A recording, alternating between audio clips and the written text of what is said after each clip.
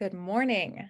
Okay, let's talk about relationships today and specifically boundaries and setting boundaries in those relationships. So, relationships and the various social roles that we have are basic human needs, right? Relationships can be a wonderful place of growth and of um, support and just really wonderful parts of life. And as sensitive, deep feeling people, oftentimes we let these relationships be a place where our boundaries are crossed, where we find ourselves overgiving and trying to please everybody. And so then they turn into places of resentment and just feeling super depleted. So today we're going to talk about my favorite way of setting boundaries. It's a sweet little 5-step process that I share with my clients inside of the InnerSpark Method. And I'm going to share it with you today. So let's get into it. I am Devon, and this is Wednesday Wisdom with me, Devon. I am an integrative health expert, an Ayurvedic health advisor, and a holistic life coach. And I'm also the founder of the InnerSpark Method. And I specialize in coaching and teaching and empowering sensitive, deep feeling women to really embrace and safeguard and lead with the gifts of their high sensitivity. And we do this by supporting them to overcome the shame and resentment that they often hold toward themselves and their sensitivity, and also learning to create a daily foundation of self-care that is aligned with nature's rhythms.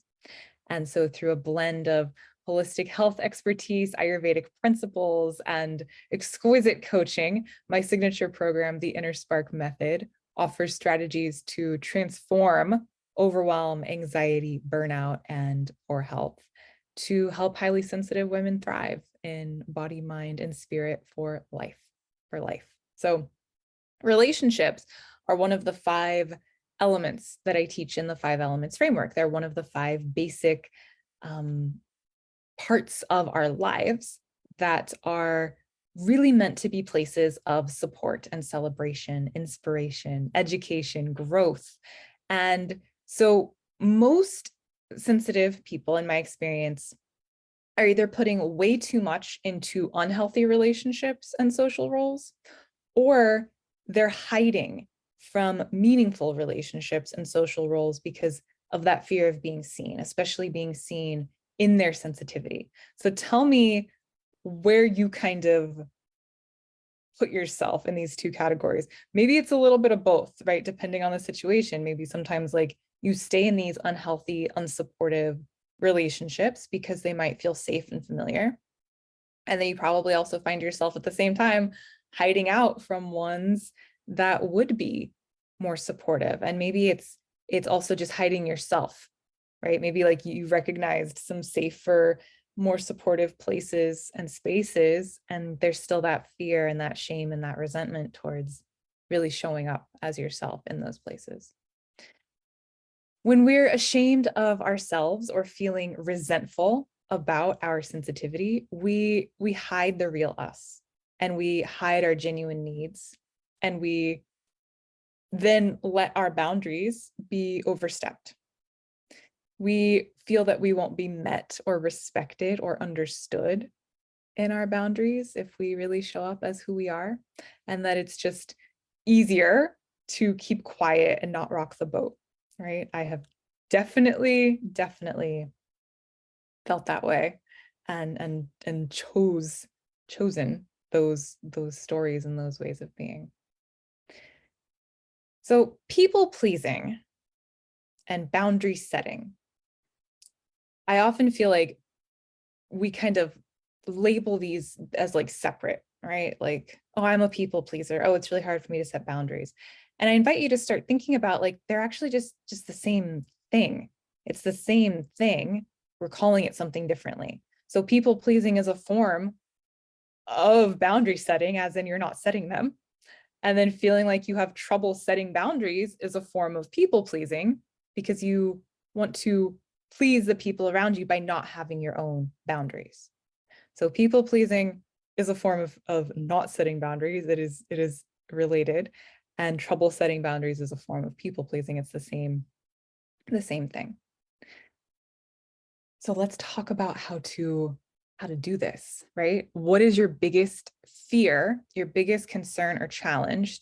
Tell me right now when it comes to setting boundaries.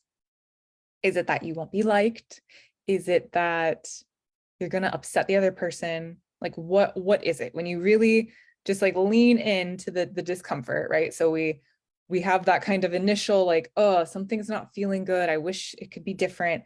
I don't want to actually do this thing for this person that I said I would, or I don't actually want to go to that event, or I don't want to take on this extra responsibility. My plate's already really full. I wish that my partner would turn the television off. I'm feeling super sensed out for the day. I don't need any more stimulation, and I'm afraid of, whatever. So like, what happens when you have that initial kind of like, I like, right? I want something differently. And then most of us stop right there. The fear sets in and we stop right there at the and we don't actually investigate and take it a step further by actually really looking at what am I afraid of? What am I afraid will happen?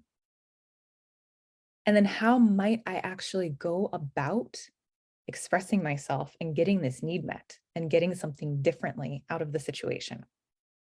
So that's what this process I'm going to share with you goes through. Because before we get into that, just another little reminder, you're allowed to have boundaries. They are necessary. They are healthy.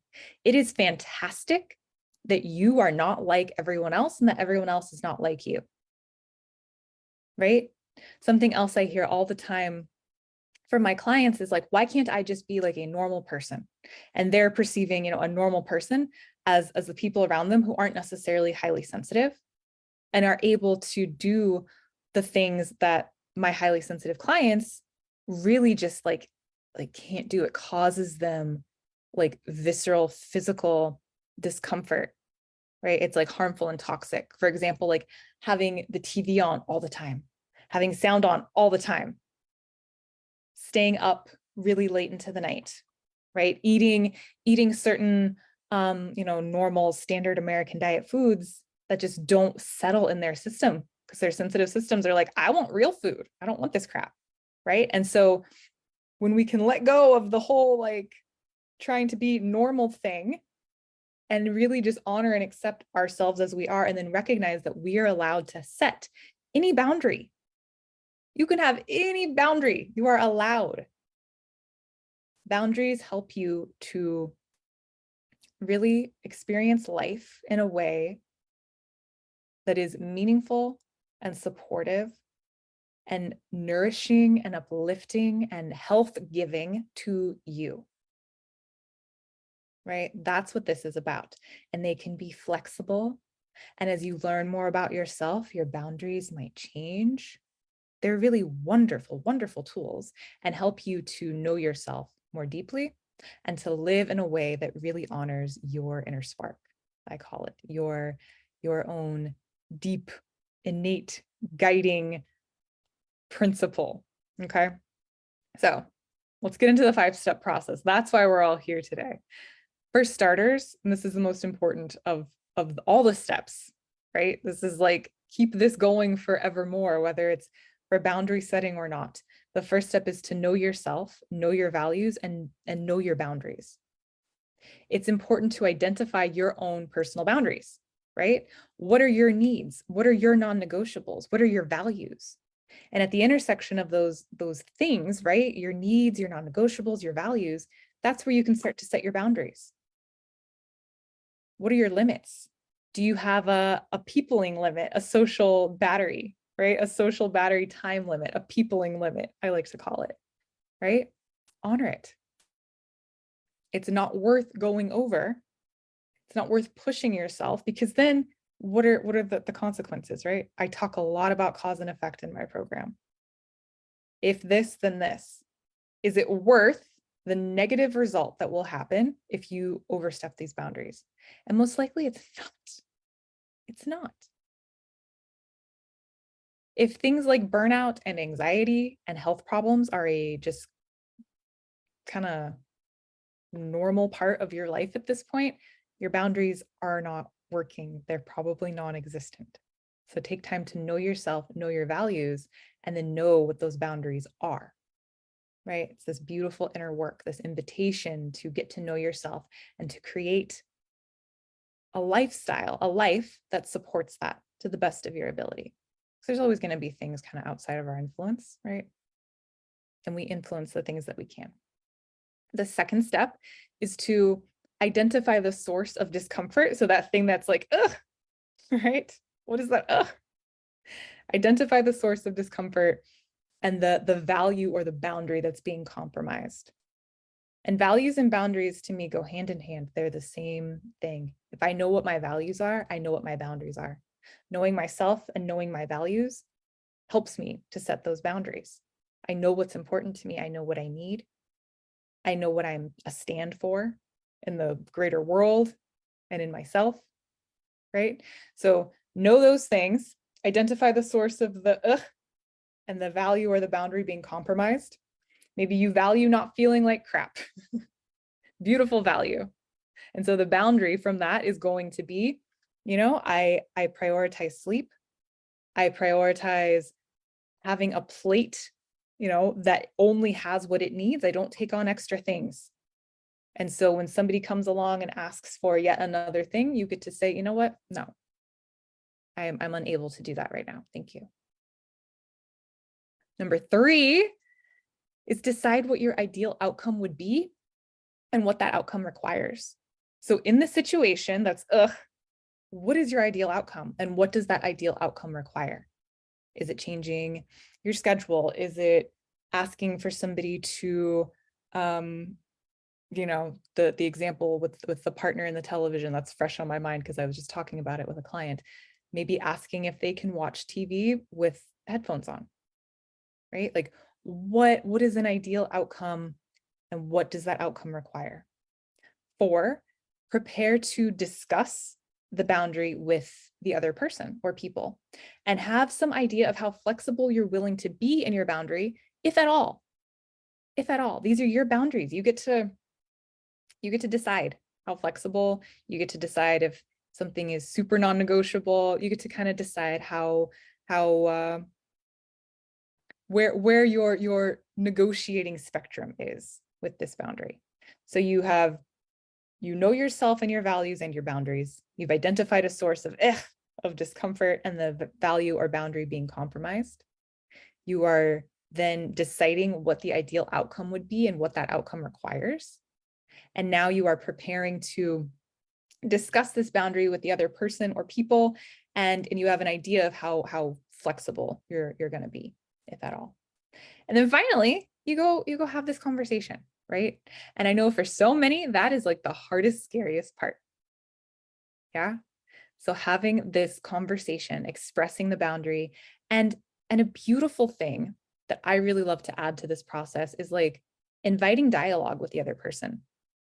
Most sensitive people are like, I don't want to be mean. You're not being mean, especially when you are inviting dialogue with the other person. So expressing that boundary assertively, right? Like, this is important to me. Less is always more, right? No need to launch into this like over explaining justification, long thing, right? It's like, this is what's going on. This is not working for me. And I would really love if we could do this instead.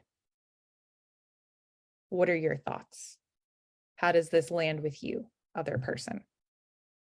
And by inviting that dialogue, you're doing a couple of really beautiful things. First of all, you're like coming into this shared humanity, which is like, I'm sorry, the greatest medicine and antidote for everything, right? Like, we are all just trying the best we can. We are all here together. We are all just trying to make it. And beneath all of our quirks and our facades and our trauma responses and our defensiveness and our mechanisms and our things are just people, right? Just these I always honestly think of us all as like little kids in adult bodies, just walking around each other, just trying to do the best we can. So you're inviting this dialogue, you're having this moment of a little bit of vulnerability in a very loving and assertive way from you, because you have spent time knowing yourself, recognizing the ugh, and recognizing what you actually need instead, not stopping at the ugh like we all do most of the time as sensitive people, and just kind of like letting it slide because we don't want to ruffle the feathers, right? Like you're going for it, and you're showing up, you're having this assertive, kind conversation and inviting dialogue with the other person, inviting their thoughts, having this shared humanity, this shared experience. And that's honestly where, like, that's the coolest, most fun part of the process. So that's it. That's it. I would love to hear how this process goes for you.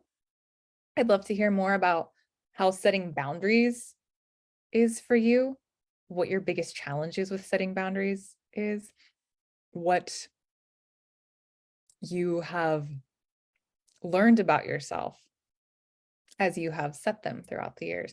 Maybe you've like never set them, and that's cool too. Just where are you? Let's talk about this. It's such a rich, multi-layered conversation. But keep that 5-step process in mind, especially that first step, continuing to know yourself, getting really clear and curious about your values and about your own needs and your own boundaries. And when you feel that ugh, which is going to show up differently for all of us, right? It's going to live in the body, that kind of nudge, that flash of like, ugh, something doesn't feel good here. Lean into it because it will guide you to the thing that will feel good. Yeah. Okay. So share with me, like I said, you are so capable of creating relationships that nourish you, where you are free to be yourself and where your sensitivity is respected and celebrated. But that starts with you first and the relationship within yourself, with yourself first. Okay. So that's what I got. Like I said, all of this and more is what we cover in my program, the InnerSpark Method. It's a proven, holistic, trauma-informed self-care system that teaches sensitive, deep feelers how to embrace and safeguard and lead with the gifts of their sensitivity to confidently and joyfully thrive in body, mind, and spirit for life. Sensitivity without shame. It's wonderful. Love to have you. You can learn more at theinnersparkmethod.com and reach out to me to discuss more. And that's it. I will see you next time. Thank you for being here.